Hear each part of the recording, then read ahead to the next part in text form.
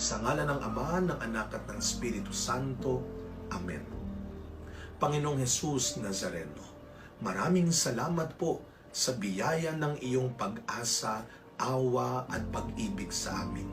Maraming salamat sa maraming beses na kami ay iyong pinagaling, kami ay iyong tinulungan at binasbasan.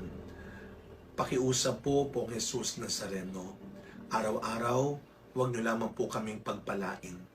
Kami po ay tunay mong gabayan at gawin na maging biyaya, instrumento, daluyan ng iyong awa at pag-ibig sa aming kapwa. Patawarin niyo po kami sa mga pagkakataong hindi kami ginaging tapat sa iyo.